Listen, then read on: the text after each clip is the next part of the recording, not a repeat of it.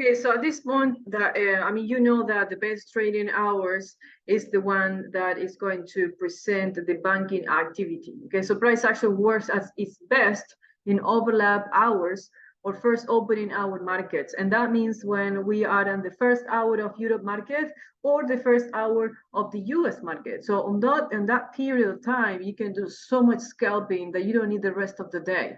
That you don't need to be like 8 hours in front of the screen trying to catch the market on a good opportunity, because after the first 2 hours, once the major transactions are done, then you can consider yourself done for the day as well.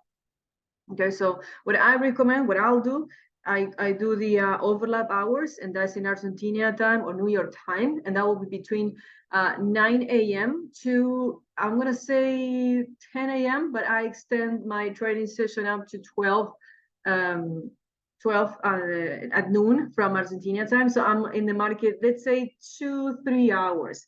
Not trading all the time, because I do a lot of explanations, but my students, they follow my trading on the first hour, 2 hours. Just a few of them follow me for the 3 hours on a road every day.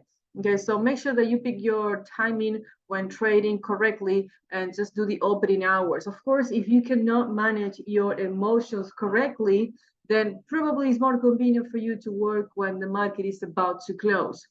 You also have some volume there. You don't have information, macroeconomics bothering you, or you don't have to deal with volatility and stuff like that. So you might consider, if your emotions are not mature enough, probably to just do the closing market hours, and maybe it's just gonna work better for you. Okay, so then we work on the 15-minute entry confirmation for 1 or 2 hours of work with price action readings. And this means that the time frame that you have to manage correctly, and we're going to talk about it later, is the 15 minutes. So every 15 minutes, we catch on a possible entry, a possible strategy, a strategy set up to entry and close it on the interval that we are about to consider, either the FX, gold, indexes, whatever. Okay, so every 15 minutes we consider the possible entry, and that's how we actually analyze on that time frame. And then we go down to 5 minutes to kind of follow up the price, making sure that every 5 minutes we have the confirmation still alive in our entry. We have the confirmation still there for us, and we don't have any issues around it. Okay, so 15 minutes is a good time frame to work. But just make sure that you pick your timing of the day correctly. Again, the opening hours are best. The overlap of New York and Europe is even better.